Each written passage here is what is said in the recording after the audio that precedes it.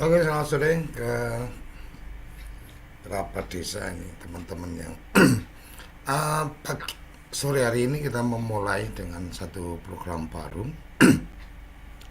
yang ada di Desa Institut. Jadi TV Desa punya satu program Desa Institut yang sudah cukup lama berjalan dan sempat istirahat. Kemudian kita terpikir kemarin tentang perlunya ada sharing session sesama teman-teman di apa pendamping profesional. Makanya kemudian kemarin kita tanya apakah ada yang siap untuk sharing. Ternyata ada Kang Iman yang siap untuk sharing. Sore hari ini kita akan uh, kita agendakan 60 menit dari 16 sampai pukul 17 nanti. Kita akan berbincang, berbagi tentang persiapan pendamping mengawal konsolidasi data desa. Konsolidasi data desa ini sebenarnya seperti apa, dan forum ini lebih pada forum uh, saling berbagi. Artinya ini bukan kemudian imam ini jadi gurunya, tapi lebih pada iman akan hari ini iman akan berbagi tentang apa yang diketahui, dan teman-teman yang lain bisa memberikan respon atau mungkin memberikan catatan, mungkin ada yang kurang pas dan seterusnya, dan bisa juga saling melempar pertanyaan dan seterusnya. Tapi seperti pada umumnya forum-forum ya kita mesti ada pematiknya dan kemudian mengangkat topik apa. Silakan Kang Iman, ada lontaran tentang persiapan pendamping mengawal konsolidasi. Jadi pemahamannya seperti apa sih konsolidasi data desa, kemudian persiapan dari para pendamping harus seperti apa dan seterusnya. Nanti di forum ini saya coba usahakan untuk tidak perlu resen untuk bicara, tapi kita coba untuk saling antar kita saling paham cara membuka mic, cara berbicara untuk tidak saling sahut dan seterusnya. Jadi mendewasakan kita untuk menyampaikan sesuatu, karena mungkin beda dengan pagi. Kalau pagi memang saya agak straight karena memang ada materi yang harus disampaikan oleh Gus Ivan. Kita mengambil judul seperti yang kemarin sempat kita sampaikan, sambal desa, jadi sama-sama belajar tentang desa. Silakan Kang Iman bisa memberikan lontarannya. Terima kasih Pak Di. Assalamualaikum warahmatullahi wabarakatuh. Selamat sore, selamat kita bertemu kembali dalam session Sambal Desa. Sama-sama belajar tentang desa. Nanti kita akan kupas bagaimana sebetulnya kita membelajarkan diri sendiri, mengedukasi diri kita, lingkungan, dan semua yang menjadi mitra kita. Untuk session kali ini adalah bagaimana kita pengawalan tentang konsolidasi data dalam SDGs desa. Hal yang perlu kita cermati bareng-bareng dan harus kita yakini bahwa satu, pasti kita bisa. Pasti kita bisa, pasti kita menemukan solusi sesuai dengan apa yang kita hadapi. Selanjutnya adalah apa sih yang harus kita siapkan? Tentunya kita memahami alat kerja kita. Alat kerja kita konsen bahwa kita telah dimudahkan melalui website, yaitu di dashboard sdgsdesa.kemendesa.go.id. Itu yang harus kita pegang bareng-bareng. Selanjutnya, kalau kita sudah mengetahui bersama-sama bahwa alatnya itu, maka yakinkan kita itu bisa masuk bisa login, baik itu kita sebagai admin desa, sebagai enumerator, sebagai admin kabupaten, admin kecamatan, admin provinsi, dan seterusnya. Itu pada tingkatan admin pusat. Sehingga apa yang menjadi cita-cita ataupun tujuan kita bersama bahwa proses daripada perencanaan pembangunan dan pemberdayaan masyarakat desa itu menggunakan Permendes 21 tahun 2020 tentang pedoman umum pembangunan pemberdayaan masyarakat desa.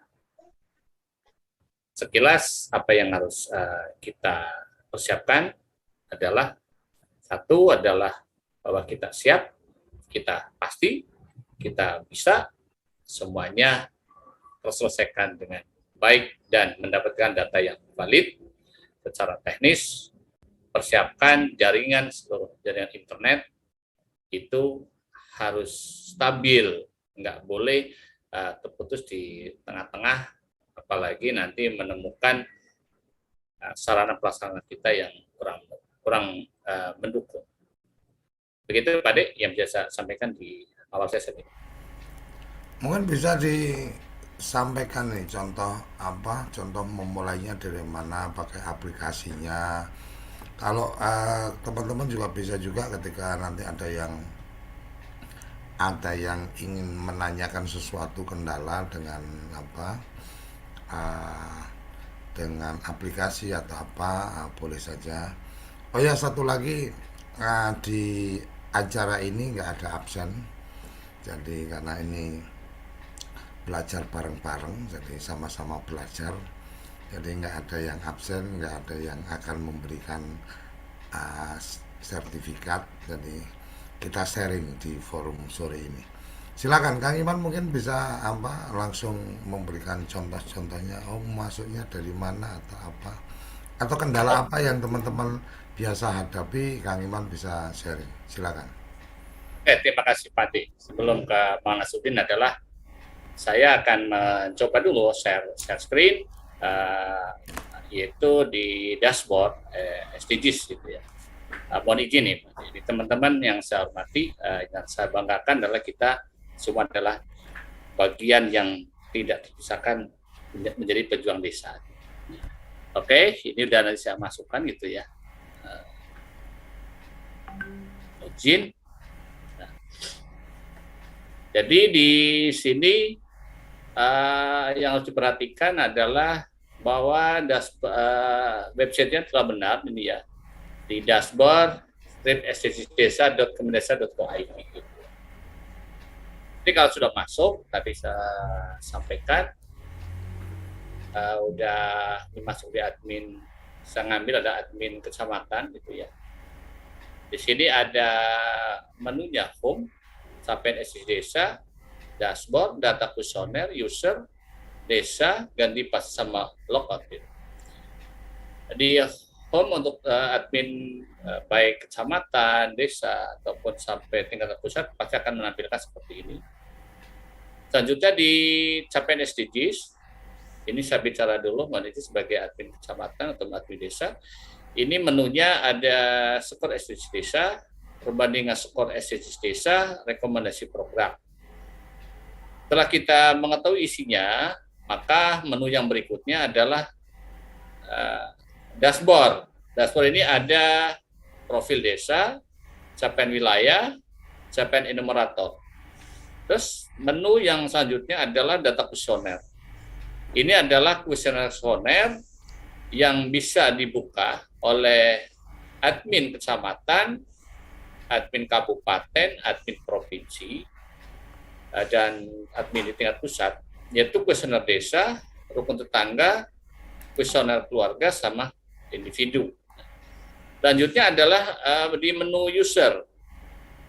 Di menu user ada import Excel file user, tambah user, daftar, sama daftar user dihapus. Dan terakhir adalah ini adalah menu logout gitu ya. Berarti kita keluar dari dashboard ini gitu. Nah, saya mencoba gitu ya. Ini adalah capaian SDGs desa. Dan ini khususnya kita yang berada di admin kecamatan, kabupaten, provinsi, dan pusat harus mengetahui bahwa di sini contohnya adalah skor SDGs desa. Di sini kita akan bicara sesuai dengan cakupan. Kalau secara pribadi sebagai admin kecamatan, maka saya hanya bisa membuka satu kecamatan. Ternyata capaiannya Batu Raden itu hanya 49,19. Seperti tadi disampaikan oleh beliau Pak Ivan, kalau belum sampai 90% capaiannya, baik secara total kecamatan ataupun nanti lebih ringkas desa, maka perlu dibentuk Pokja SDGs gitu ya. Ini adalah sekilas mesin-mesin yang ada di menu capaian SDGs desa. Terus selanjutnya ada di dashboard, di perbandingan skor. Nah, nanti hanya hasilnya seperti ini. Ini adalah kecamatan, ini desa. Coba di kecamatan, maka adalah kita posisi seperti ini. Kabupaten, maka nanti akan diklik tampilannya, ya munculnya seperti ini seluruh kecamatan yang ada di kabupaten tersebut. Kalau ingin mendownload, tinggal nanti diklik di download ini, tapi kita konsentrasi pada posisi di tenaga pendamping, khususnya di tingkat desa kecamatan, maka ngekliknya di desa. Maka ini adalah tampilannya, ya download, maka ini harus di-download. Kenapa harus di-download? Karena ini akan menjadi pelaporan di berita acara pada sesi Musdes, bahwa kita harus melaporkan khususnya desa, itu seberapa besar capaian sebelum adanya updating dan setelah updating. Terus selanjutnya adalah di rekomendasi program. Nah, program adalah isinya seperti ini. Kalau ingin melihat keseluruhan, coba saya klik di tampilan gitu ya. Nah, ini adalah keseluruhan satu kecamatan gitu ya. Ini ada semua capaian-capaiannya, dan ini fungsi daripada data-data ini adalah untuk perencanaan di RKPDes itu, dan lebih memanjangnya adalah di RPJMDes itu. Tapi lebih dekatnya di RKPDes. Terus nanti kalau kita semua desa dan juga pendamping membutuhkan data per desa, tinggal kita pilih desa mana. Contohnya aku ambilkan desa Pamijen gitu ya. Ya, berarti tinggal diklik, jangan lupa ya, ini diklik seperti ini. Ini kalau kita mendownload ya sesuai. Kalau saya ngekliknya adalah goals ke 1, maka nanti downloadannya. Nah, ini berarti tahun goal ke 1. Ini kalau pengen semua ya semua. Nah, ini yang menentukan tahun. Kalau tahun 2022, maka keluarnya 22, 23 sampai terus di sini sampai tahun 2030 gitu ya. Bagaimana kalau nanti misalnya data SDGs itu mengalami updating, ya berarti ya kita harus melakukan proses download data lagi. Ini ada 18, nah ini harus di download satu persatu. Karena kalau secara administrasi bisa kita menjelaskan kepada pemerintah desa, khususnya pada Pokja Relawan SDGs Desa, ini menjadi bentuk endingnya pertanggungjawaban kegiatan pendataan garing pemutahiran data SDGs. Oke, berikutnya adalah di dashboard. Di dashboard ini ada profil gitu ya. Ini saya klik coba di profil. Saya nanti tampilkan misalnya di sini ada desa Pamijen gitu ya. Saya ingin melihat apakah desa Pamijen itu sudah terisi di dalam atau merekamkan diri desanya di dashboard SDGs. Nanti terlihat seperti ini. Nah, ini adalah apa yang dimaksudkan oleh beliau khususnya Pak Ivan adalah seperti ini. Nah, ini memang ada ada yang belum terisi ya. Ini adalah kewajiban daripada enumerator di desa ataupun admin desa. Biarkan kita sebagai TPP kita jangan ikut mengikat secara teknis.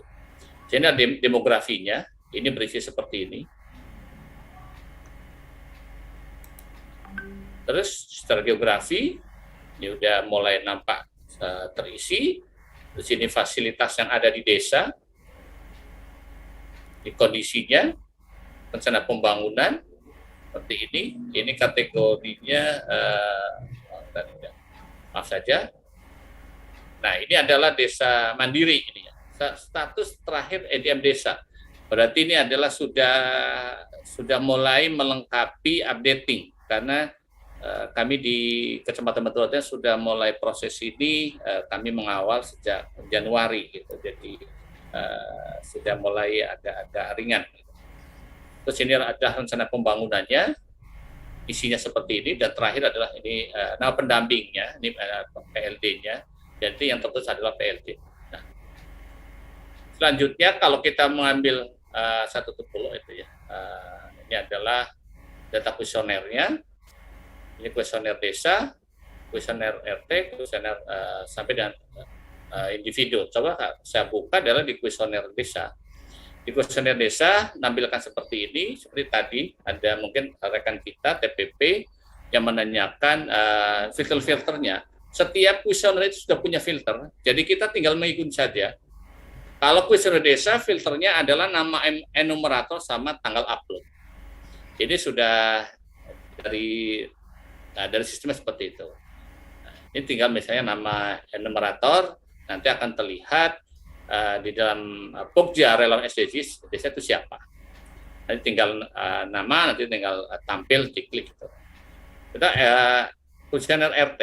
Nah, di sini filternya itu ada nama enumerator, tanggal upload, RW sama RT. Nah, contoh kalau misalnya saya klikkan RW, maka akan ada RW-nya muncul. Ini yang harus kita perhatikan adalah ada 3 digit gitu. Misalnya saya masukkan di digit 001. RW 01. Nah, saya pilih di sini desanya, misal tadi saya ambil aja desa Pamijen gitu ya. Nah, nanti akan tampil seperti ini. Ini adalah data yang telah terekam untuk data kuesioner RT di RW 01. Ternyata di sini ada 6 RT. Semuanya sudah terlihat. Ternyata di desa Pamijen itu sudah mulai siapa yang mengupload gitu ya. Artinya ini enumeratornya. Ini ada namanya Solihun, ada Wahyudi, Bisri, Ayati, Anissa. Ini adalah tanggal-tanggal kapan enumerator itu mengunggahnya. Itu terakhir berarti tanggal 10 bulan 6 tahun 2021. Apakah ini sudah terisi atau mengalami updating? Ini belum, karena ini terakhir tanggal 10 Juni. Gitu ya. Terus misalnya saya ke kuesioner keluarga. Kuesioner keluarga, nanti kalau kita pengen mengecek, ini adalah ada filternya, nama enumerator, tanggal upload, NIK, nomor KK, dan nama. Ya sama seperti tadi perlakuannya.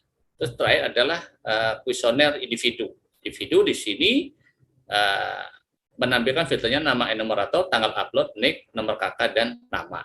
Dengan nanti tinggal dipilih desanya. Nah, sebelum sampai ke arah bagaimana di dalamnya sebuah alat kerjanya itu website dashboard desa, kita sebagai pendamping dan juga desa itu harus mempersiapkan SK relawan Pokja itu ya. Tapi kami di Batu Raden khususnya adalah kami membuat dulu kerangka acuan kerjanya, bisa saya tampilkan seperti ini. Mohon izin. Jadi di sini saya membuatkan kerangka acuan kerja pendataan dan pengurutan data SDGs. Di sini menjelaskan bahwa bagaimana sebuah pekerjaan itu harus terselesaikan action plan-nya gitu ya. Jadi kami dalam memvalidasi desa dan juga kecamatan dalam pendata SDGs seperti ini.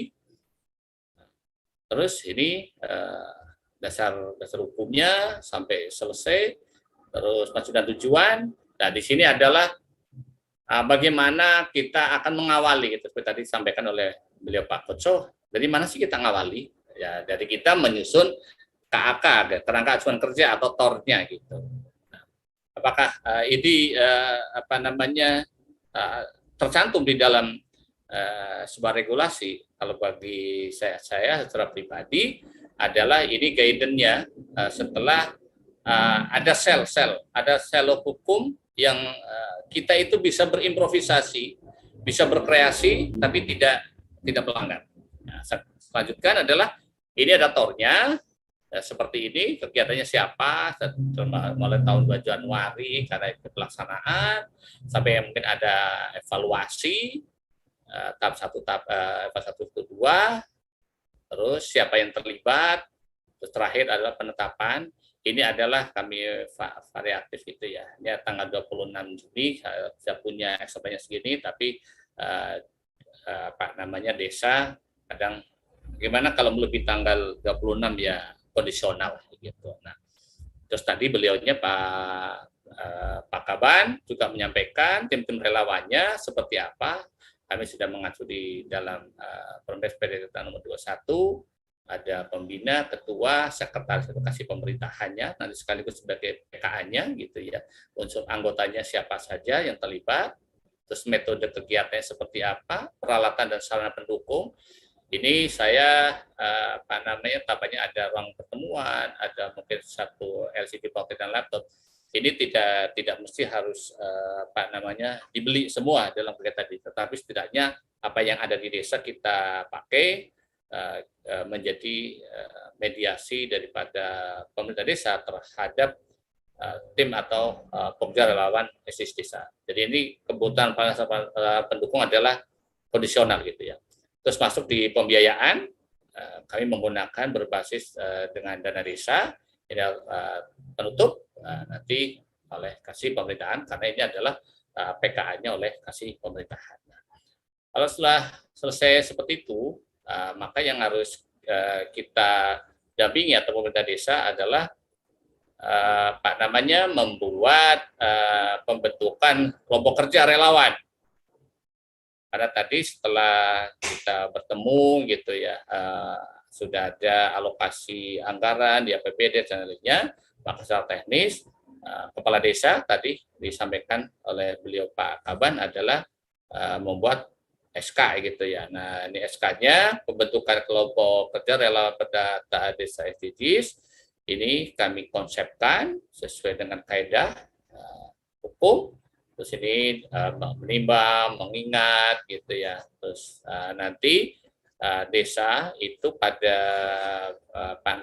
di pokoknya itu yang tanda-tanda merah ini adalah menyesuaikan karena di pendataan SDGs ini itu dua kali dalam 1 tahun, yaitu semester 1, semester 2. Makanya di sini tanda merahnya tinggal sebuah pilihan gitu ya. Selanjutnya sudah sampai selesai memutuskan. Kalau sudah ada anggotanya seperti ini, ditinggal nama-nama yang ada di dalam Pokja relawan SDGs desa ini yang nantinya harus didaftarkan. Didaftarkan kemana?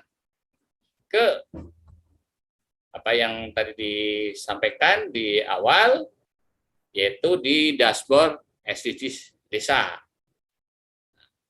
Di daftar SDGs desa, siapa yang bisa mendaftarkan Pokja anggota ataupun adminnya, relawan SDGs desa adalah satu bisa oleh admin kecamatan. Kalau nanti enumerator sekarang dibuka selnya bisa mendaftarkan enumerator di tingkat desa. Caranya di sini, ini ada pendaftaran ini ya. Ini tinggal nanti oleh adminnya, itu kalau ingin bareng-bareng, maka menggunakan import Excel filter. Tapi kalau satu persatu, itu tambah user. Di sini ada 2 kelemahan, ada 2 keuntungan. Kalau biasanya di impor file Excel itu akan menunggu waktu tidak 1 jam itu belum bisa dipergunakan.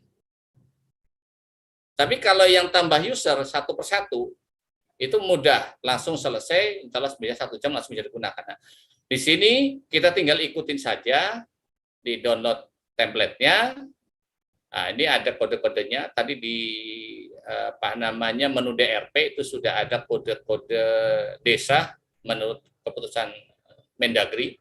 Itu bisa membantu pada saat kita memasukkan di download template file Excel user gitu ya.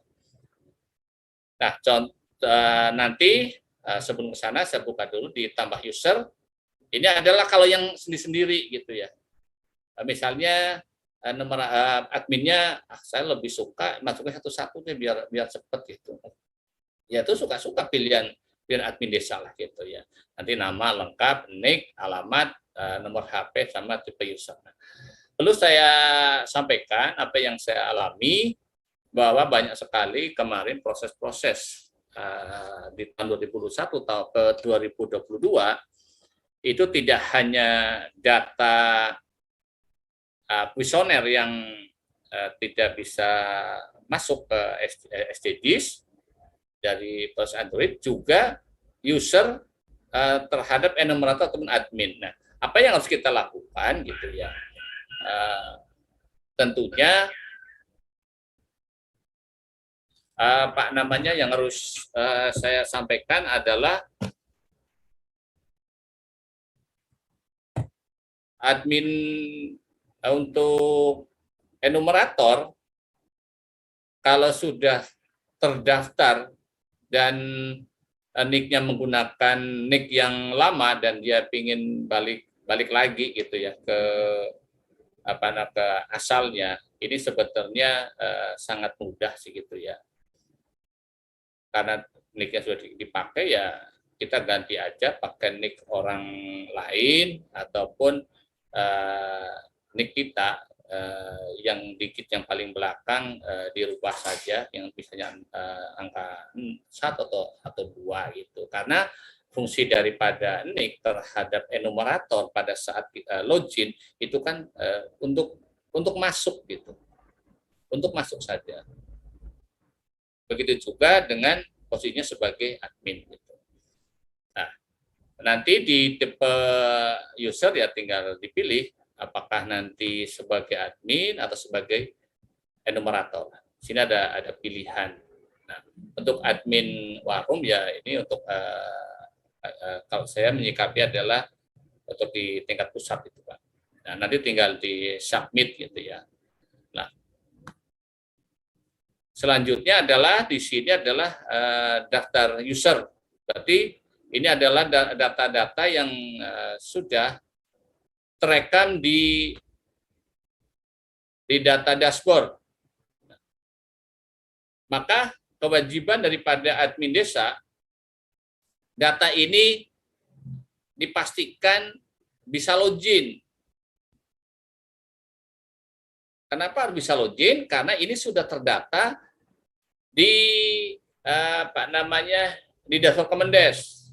Daripada kita membuat user baru, lebih bagus yang sudah ada kita aktifkan kembali dengan cara mencoba satu persatu masing-masing desa oleh admin desa. Pertama seperti itu. Yang kedua, apakah boleh langsung terhadap enumerator? Itu akan lebih bagus.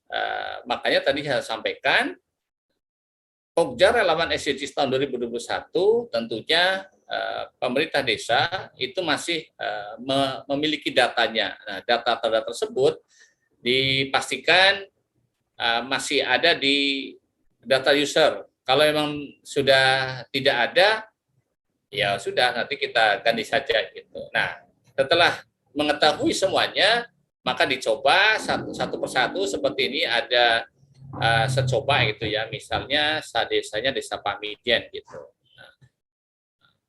Nanti tipe usernya tinggal dipilih apakah semua admin yang kita inginkan ataukah sebagai admin desa atau sebagai enumerator. Misalnya seperti ini saja gitu ya. Nah, kita ambil data hanya di Desa Pamidjen. Nah, data nomor nick ini nanti sebagai kunci membuka sebagai usernya. Nah, nomor HP ini dicoba dulu gitu ya. Masuk sebagai passwordnya, tetapi nanti kalau ada perubahan ya yang tahu persis adalah Pak Solihun. Tapi kalau nanti ini masih tetap gitu ya, maka ini dicoba masuk di login sebagai passwordnya. Contoh saya mencoba gitu ya untuk Pak Solihun dengan nanti saya cobakan nomor nicknya. Mohon maaf saya catat dulu.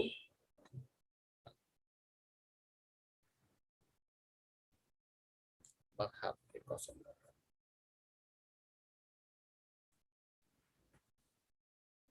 Oke lah, saya mencoba dulu itu untuk setelah semuanya terbentuk dan terdaftar semua usernya, maka saya logout dulu. Ini logout, saya masukkan gitu ya. 3330 1403.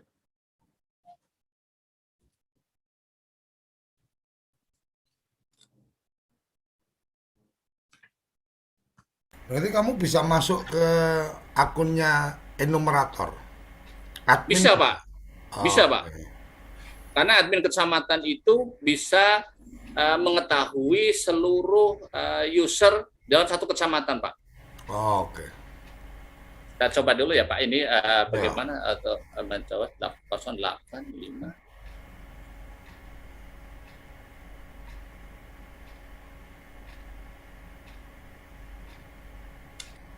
Ini saya masukkan, nah seperti ini.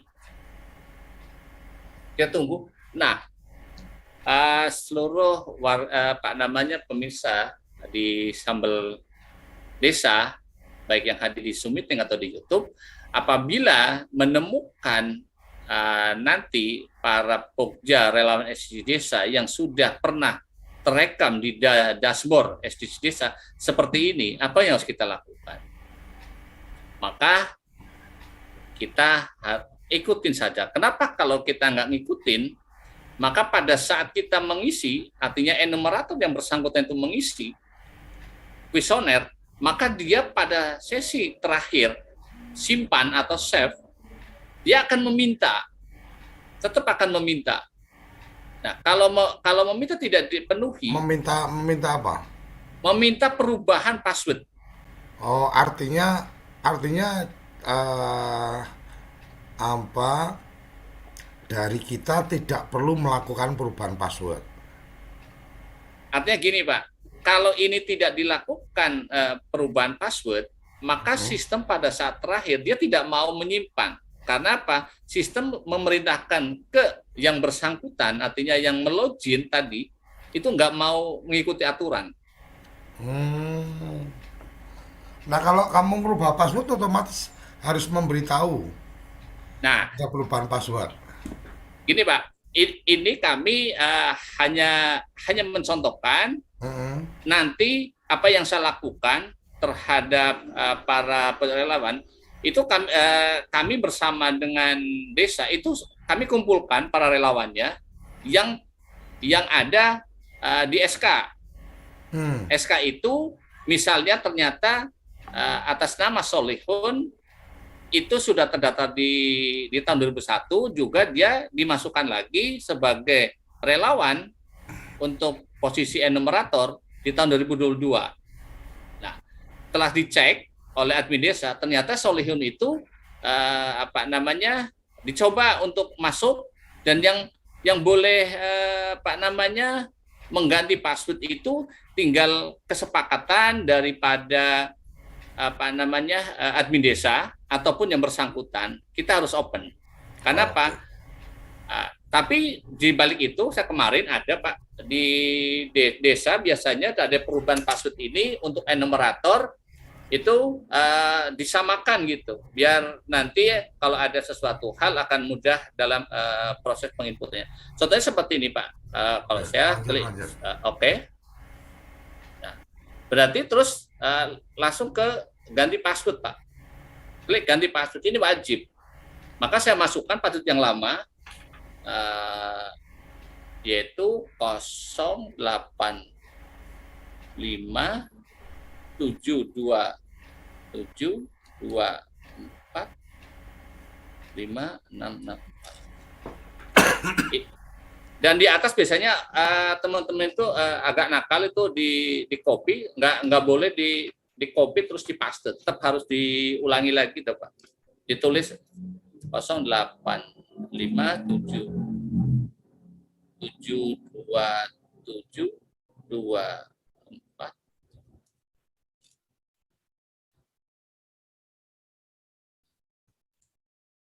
Itu pakai password yang lama ya? Pakai yang lama Pak. Saya tidak Oh, ingin merubah. oh, oke, oke, oke. Berarti Nah, ganti password tapi diisi password yang lama. boleh seperti itu atau boleh ganti yang baru. Oke. Tinggal kesepakatan oleh admin desa mengarahkan kepada enumerator, tapi sementara saya samakan seperti password yang lama Pak. Terus saya gitu klik simpan. Nah, kalau sudah seperti ini berarti artinya sukses gitu ya. Berarti enumerator itu bisa melakukan kegiatan penginputan. Nah, oke. Di sini kalau sebagai enumerator tandanya di ujung kiri ini adalah tulis sebagai enumerator. Terus di sini ada hukumnya, saya klik seperti ini secara nasional. Terus ini capaian SDGs-nya.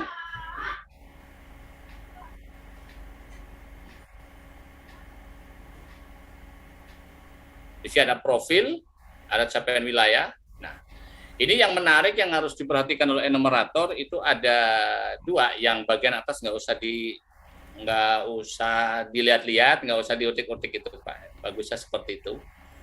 Ini adalah menu isi kuesioner. Perlu saya jelaskan bahwa isi kuesioner ini harus sama-sama di blueprint adalah diberlakukan terhadap data atau terhadap kuesioner atau terhadap survei yang baru yang belum pernah direkam di dashboard SDGs. Saya ulangi bahwa menu isi kuesioner yang terdiri dari 4 ini diberlakukan apabila kuesioner atau survei, yaitu survei desa, survei RT, survei keluarga individu, belum pernah direkam. Contoh seperti kasus-kasus yang kita hadapi oleh desa ataupun oleh kita TPP pada saat mendampingi, mungkin kemarin karena dikejar waktunya gitu ya, harus menyelesaikan sehingga ada data yang benar-benar belum direkam atau datanya sudah direkam di aplikasi Android tetapi tidak berhasil migrasi ke website dashboard SDGs. Kasusnya seperti itu Pak D dan teman-teman di Sambal Desa. Sebetulnya sederhana. Pokoknya kalau kami orang Banyuwangi ngatain, pokoknya kalau yang belum ada di rekam SDGs, maka enumerator wajib menginputkan melalui menu isi kuesioner. Nah, bisa saya perlihatkan di isi kuesioner, contohnya misalnya isi kuesioner individu, Pak. Nah, menu di isi kuesioner individu itu nanti kita dituntun harus memasukkan nik responden, Pak. Bagaimana caranya kita mengetahui bahwa nik responden itu sudah direkam atau belum? Tadi di awal disampaikan bahwa admin desa itu wajib mendownload data. Seperti yang dijelaskan oleh beliau Pak Ivan bahwa tugas daripada admin desa, bisa ini oleh Pak Desa atau sekretaris desa, itu adalah mendownload data. Seperti tadi yang saya buatkan di kerangka acuannya adalah desa wajib mengunduh hasil downloadan data SDGs desa tahun 2021. Nah, tinggal dimasukkan kalau nanti misalnya saya saya mencoba apakah oleh beliau yang Pak Soli itu udah terekam atau belum. Contohnya seperti ini, 3 kita masukkan nomor NIK-nya 33.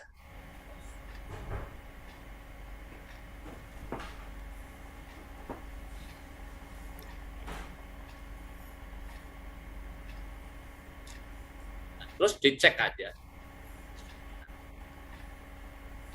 Kalau datanya seperti ini, maka yang dilakukan oleh enumerator, maka diklik isi kuesioner. Berarti artinya si enumerator belum ngisi. Artinya data NIK yang tadi itu belum terekam di dashboard, entah siapa yang pada saat itu menginputkan. Oke. Tapi kalau datanya itu sudah pernah, nanti akan berbeda perlakuannya. Ini seperti ini kalau nanti ada kita masukkan nomor NIK yang bersangkutan, itu nggak tahu NIK-nya siapa gitu ya. Tapi enumerator kan sudah memegang data manual kuesioner individu. Maka kalau dimasukkan seperti ini, nanti tinggal diklik isi kuesioner, maka ini harus terisi semua, tidak boleh ada yang terlewati. Contohnya ini pun harus 3 digit, misalnya 0, misalnya yang beliau bersangkutan adalah RT1, RT-nya 004 gitu. Nah, itu harus terisi keseluruhan gitu ya. Nanti tinggal next gitu ya. Nah, terus alamat Facebook pribadi. Nah, di sini yang menarik ya adalah di nomor HP, Pak.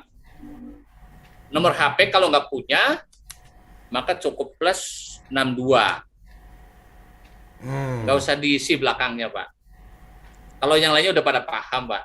Teman-teman desa ataupun kita sebagai mitra relawan. Kalau memang tidak punya seperti kalau nomor ini ya jangan di setir, tapi nomor itu kan nggak ada strip, adanya 0. Kalau nggak punya 0.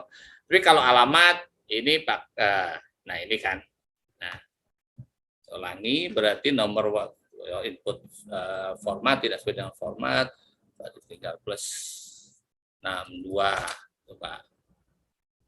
Nah, saya seperti itu, Pak. Terus alamat email, saya coba dipakai strip, tidak mau, berarti harus terisi. Karena Pak, coba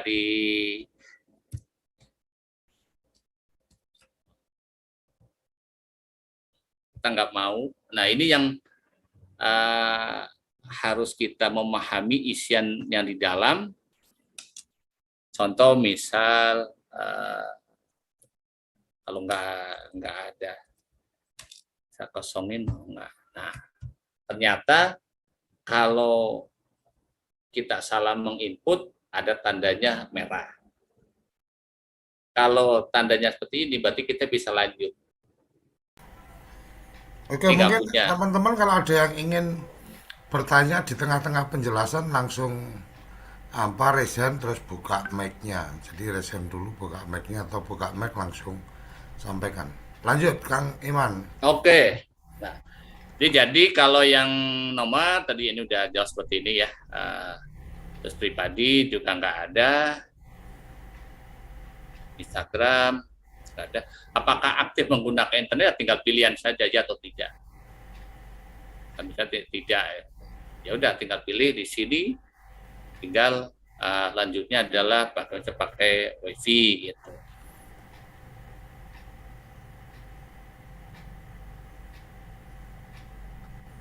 Terus tinggal kecepatan internet cepat gitu. Sudah tinggal kita next saja. Silakan tuh Mas Arif mau bertanya. Oke. Materi. Silakan Mas Arif.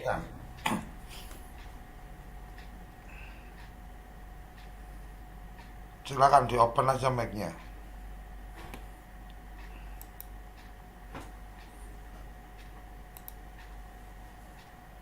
Silakan Arif. Iya.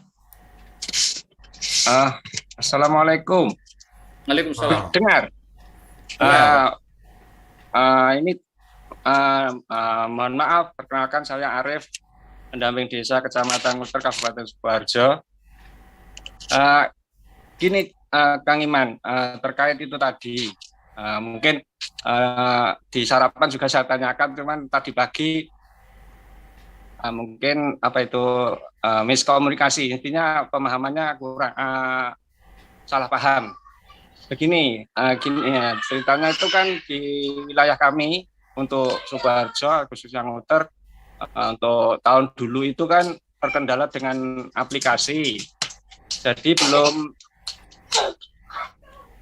belum selesai dalam penginputan. Nah, kemarin itu setelah webnya jadi ini, ya ada nilai plus bahwa sekarang sudah ada filter terkait NIK, jadi nggak bakalan akan ganda NIK yang masuk seperti dulu mungkin diklik loading tapi ternyata sudah tersimpan atau terupload, tapi di layar masih tetap, dan enumerator mengulang-ulang gitu, terus bahkan sampai puluhan yang ganda. Nah, saat ini ada kendala Kang Iman. Untuk inputan yang baru, inputan yang baru, yaitu misalnya enumerator menginput individu di situ, di mana pasti akan salah satu adalah kepala keluarga. Setelah selesai upload keluarga, setelah selesai upload individu, misal dalam satu rumah ada 3 orang, bapak, ibu, anak misalnya sudah selesai semua, kemudian mau lanjut ke input ke kuesioner keluarga. Nah, otomatis waktu di keluarga itu kan NIK-nya kan dari kepala keluarga, dan itu jadi terkendala. Sudah selesai entry-nya, tinggal submit, tinggal komplit, itu kalau sekarang kan bahasanya itu nggak bisa diterima, NIK sudah terpakai. Itu solusinya bagaimana itu? Untuk kuesioner keluarga ataupun sebaliknya, misalnya sudah dimulai dari keluarga, terus kemudian mengarah ke entry individu. Kira-kira bisa dipahami Pak ini? Bisa Mas. Jadi gini, kita kan, makasih Mas Arif, kita potong. Untuk di kuesioner individu gitu ya, kita selesaikan gitu ya, nanti udah semuanya gitu, nanti oleh admin desa akan dilihat apakah kuesioner individu yang diinputkan oleh enumerator itu sudah terekam atau belum. Itu yang pertama. Yang kedua, kalau nanti ke keluarga, nanti patokannya itu di kartu keluarga gitu ya. Nah, ini kan ada nomor kartu keluarga, Mas. Nah, kalau nanti karena nomor kartu keluarganya bahwa anggota keluarga itu masuk di dalam kartu keluarga yang bersangkutan, ya berarti tak yakin apa yang tadi disampaikan oleh Mas Arif tidak akan terjadi. Karena apa yang selama ini saya dampingi jalan dengan baik itu. Yang menjadi pertanyaan itu kadang-kadang begini Mas Arif, pada saat kita kembali ke kita saat mendampingi ataupun kembali lagi kepada desa. Dulu ada sebuah tuntunan kalau NIK itu belum punya, itu harus sekian, yang penting 16 digit gitu ya, pakai angka ini semua. Nah, kalau semua ada 5 warga, misalnya 2 warga, akhirnya kan ada NIK yang ganda. Nah, ini yang menjadikan pada saat migrasi ke dashboard SDGs itu tidak masuk gitu.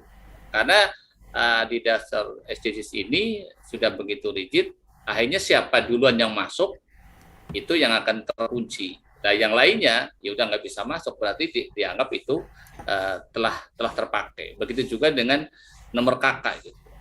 Nah, ini yang menjadikan hal yang paling istimewa bagi kita dalam satu pendampingan juga oleh admin desa adalah bahwa ini untuk mengedukasi bahwa apakah kita juga warga itu tertib administrasi kependudukan, tidak. Karena kan begini, kalau kita gampang itu ya, kalau kita sudah menikah, otomatis kewajiban berikut yang paling awal adalah kita membuat kartu keluarga.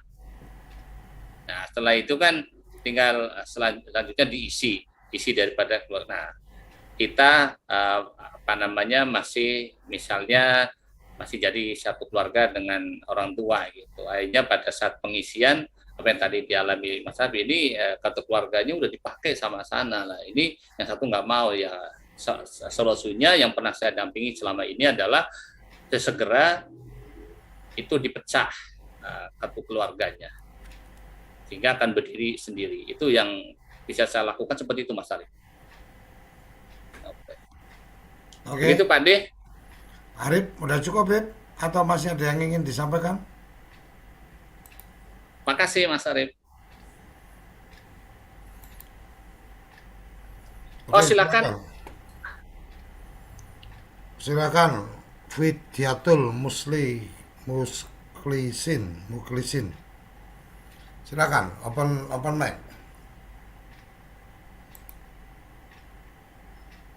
Baik, Assalamualaikum warahmatullahi wabarakatuh. Waalaikumsalam warahmatullahi wabarakatuh. Selamat sore untuk kita semua. Saya pendamping desa dari Kabupaten Negeo, Flores NTT. Ada beberapa hal yang mau saya tanyakan. Yang pertama, mengenai kuesioner desa yang di dalamnya terdapat RW. Kemudian di desa kita itu kadang ada di kabupaten saya itu tidak menggunakan nomenklatur RW, rata-rata menggunakan dusun. Sementara di dalam kuesioner maupun di dalam web itu semua punya tanda bintang. Itu artinya wajib diisi. Jika dilewatkan, maka isian yang selanjutnya tidak akan terinput. Itu yang pertama. Yang kedua, RT di kabupaten saya, khususnya di kecamatan saya, untuk nomenklatur RT terhadap sekretaris dan bendahara itu rata-rata tidak punya. Kita hanya punya ketua RT saja. Sementara di dalam web itu punya tanda bintang. Itu artinya terhadap sekretaris. Yang ketiga, untuk kuesioner individu. Di sini kita itu rata-rata kebanyakan ada yang satu rumah tinggal 2 atau 3 kepala keluarga. Kemudian di dalam kuesioner itu ada beberapa pertanyaan, termasuk yang pertama itu mengenai luas lantai yang akan kita kalkulasikan. Hitungannya seperti apa untuk 2 atau 3 individu yang di dalam satu rumah ini tinggal.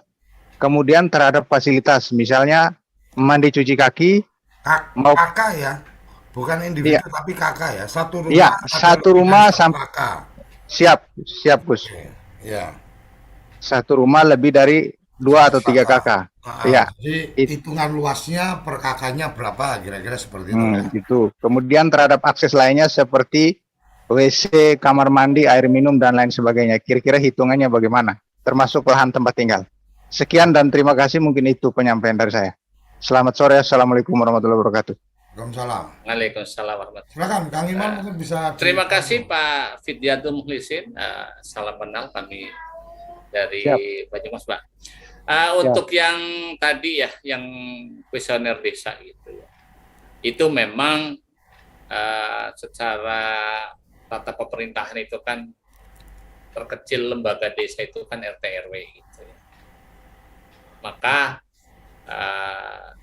saya hanya memberikan solusi gitu, sesegera dibentuk gitu ya RT RW gitu. Karena itu memang struktur pemerintahan, struktur kelembagaan di desa RT RW gitu. Terus berikutnya adalah yang tadi kuesioner keluarga. RW itu sorry. Susunannya. RW itu kan harus diisi. Pertanyaannya, apakah isinya itu wajib nomor atau bisa dengan alfabet? Nomor, Pak. 3 digit. Kalau nomor 3 digit, mungkin saya bisa kasih masukan ke Fidyatul, mungkin disepakati saja bahwa karena tidak ada RW adanya dukuh, maka masih dukuh ini kodenya berapa, dukuh ini kodenya berapa. Jadi desa itu kemudian membuat pengkodean nama dukuh itu dengan 3 digit, kan kira-kira Siap, seperti itu. Itu siap, bisa siap, jadi solusi, kira-kira gitu ya, siap, Pak Fidatul ya. siap, Terus Bapak. kalau yang RT tadi yang dipertanyakan itu adalah isian ketua sekretaris bendahara, betul ya, Bang Siap, Fidatul siap, ya? siap. Nah, kalau itu wajib isi karena memang tidak ada sekretaris, tidak ada bendahara, itu kan pasti pengisiannya adalah alfabet. Artinya abjad, huruf. Menurut saya kalau memang tidak ada sekretaris, tidak ada bendahara, sementara hanya ketua RT saja, tinggal ditulis tiga-tiganya dengan nama sama kan pasti nggak akan ditolak juga. Oh, Jadi, siap. kalau ketua sekretaris bendahara namanya Imanuddin, berarti memang strukturnya di desa itu tidak ada sekretaris, tidak ada bendahara RT, adanya ketua RT. Siap. Kira-kira itu sih kalau karena memang kalau secara sistem kalau dikasih tanda bintang memang harus diisi. Nah, pengisiannya bagaimana untuk mensiasati supaya itu sukses yang seperti tadi dicontohkan sama Kang Iman. Kalau nggak punya nomor handphone gimana? Kan saya nggak bisa nulis. Ya, yang tadi Kang Iman sudah ngasih contoh. Kasih plus 62 berarti dia sudah bisa terima. Karena kalau sudah plus 62 maka mesin akan membaca bahwa sudah diisi. Lepas isiannya itu nomornya benar atau salah, tapi kalau 62 berarti mesin sudah menganggap sudah diisi. Jadi kira-kira itu tambahan dari saya. Tapi kalau untuk yang satu rumah dengan beberapa kakak dan seterusnya mungkin Kang Iman yang lebih paham ini guidance-nya kayak apa ini manualnya. Terima kasih Pak Ade, terima kasih Pak Fitjadil. Kalau saya gitu ya, apa yang tadi disampaikan oleh Pak Deko itu adalah sebuah solusi juga gitu. Tetapi di sisi lain itu permasalahan yang harus diselesaikan. Ya, ya. Sehingga Artinya kan kita ya, nggak mungkin ngurus itu sampai akhirnya kemudian terlambat pendataan, bahwa kemudian nanti dilakukan update setelah RT-nya ada ketua, ada sekretaris bendahara ya dilakukan update aja. Tapi untuk mengejar supaya formulirnya terisi mungkin itu bagian solusi yang kita juga tidak bohong karena memang ketua sekretaris bendaharanya ya satu nama ketua itu Ya, kan ya. siap, siap. oke Mungkin Pak yang Ade, luas terima yang kasih. luas Ya, lantai ini ya. karena Untuk kita yang sepakat sampai jam 5 aja ya. yang keluarga. Baik, Ya. selama saya pendampingan begini, misal satu rumah itu ada dua keluarga, maka posisi satu adalah sebagai yang menumpang itu. Yang satu itu menumpang. Jadi fasilitasnya ya dia nggak punya apa-apa, dia numpang gitu. Tinggal nanti penggunaan fasilitas seperti jamban dan apa ya dia numpang. Karena apa? Artinya dari satu keluarga, satu rumah, kalau ada 3 kakak, maka kalau Iman berarti sarannya adalah satu kakak sebagai kakak induk, 2 kakak itu adalah numpang. Berarti kalau Numpang. Bebas sewa. numpang Ya. tinggal berarti Bebas sewa. fasilitas luasan dan seterusnya itu yang mungkin sudah ada ininya ya. Artinya kalau numpang ya berarti mungkin luas lantainya berapa ya 0 karena memang dia cuma numpang atau gimana. Aku nggak ngerti isiannya kayak apa nih Kang Iman. Mungkin sekaligus supaya Ya di terus. isiannya itu nanti ada sebuah pilihan apa sewa, apa ngontrak kayak gitu Pak. Oke. Oke Bang Fitjatul atau ini manggilnya gimana ya? Muklisin. Bang Boleh, Muklisin, boleh. ada yang lain dari Ya, yang tadi disampaikan sudah cukup? bisa saya berbagi saja, Kang. Oke, silakan. Siap. Karena sebelum bekerja di sini saya pernah di sensus dulu, sensus penduduk. Oke. Cuman mungkin beda dengan di kementerian ini. Waktu dulu pada saat kita melakukan pencacahan atau pendataan, biasanya yang satu rumah 2 kakak atau 3 kakak itu luas lantainya dibagi 2 karena mereka menggunakan atau memanfaatkan fasilitas di dalamnya, begitu. Ya, Kecuali tidak memanfaatkan fasilitas. Cuman terhadap kepemilikan rumah itu bebas sewa, begitu. hanya terhadap fasilitas di dalam seperti luas lantai dan luas lahan biasanya dibagi terhadap kepemilikan yang tinggal bersama di dalam terhadap kakak itu. Artinya kalau satu rumah nih luasnya 60 meter persegi, ada 3 Ya, kakak, berarti asumsinya ya, tiap kakak itu kemudian mendapatkan 20 meter persegi, kira-kira gitu ya, Bang? ya. Nah, oke. Oke, itu mungkin bagian yang menarik yang bisa kita yang kita bisa diskusikan karena kita sepakat Ya. sampai jam 5. Silakan teman-teman bisa memberikan usul topik apa berikutnya karena kayaknya juga materi yang ini juga masih perlu ada lanjutan lagi. Tidak menutup kemungkinan tiap sore kita nyambel juga di sini nggak ada masalah karena saya lebih melihatnya pada bagaimana sharing informasi kemudian bisa kemudian sama-sama mendapatkan membagi pengalaman eksekusinya harus seperti apa dan memang saya menyepakati waktunya cuma 1 jam saja. Jadi kalau memang ada yang kita bisa obrolin dan bisa juga yang memulai Kang Iman, bisa juga siapa yang mau memulai boleh menyampaikan usul japri ke saya, silahkan. Kang Iman tadi kayaknya ada permintaan yang KAK tadi boleh di-share Oh, siap, siap, siap, Pak. Siap.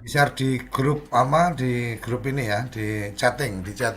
Oke, oke, oke. Jadi kita nggak akan kita tutup dulu chattingnya, zoomnya mungkin hanya secara acara memang kita harus sampai jam 5. Terima kasih Kang Iman, mungkin kita akan lanjutkan besok hari atau mungkin hari berikutnya. Tapi yang jelas apabila forum ini dianggap menarik dan perlu kita lakukan, maka TV Desa siap memfasilitasi untuk kemudian selalu kita agendakan sambal desa. Dan tidak menutup kemungkinan siapa yang merasa punya sesuatu yang pengen di-share, silakan menghubungi saya untuk nanti kita jadikan pematik diskusinya. Oke ya, sampai di sini kita ketemu lagi. Mungkin besok hari juga boleh, tergantung nanti kesiapan teman-teman yang lain. Kalau Iman besok ada waktu boleh dilanjut. Tapi kalau enggak mungkin gantian siapa lagi untuk jadi sharing dan kita sepakati satu, tidak ada absensi di acara kita karena ini sama-sama belajar, nggak ada absensinya, tidak ada e-sertifikatnya. Kemudian yang berikutnya kita biasakan untuk yang tidak sedang bicara otomatis unmute mic-nya.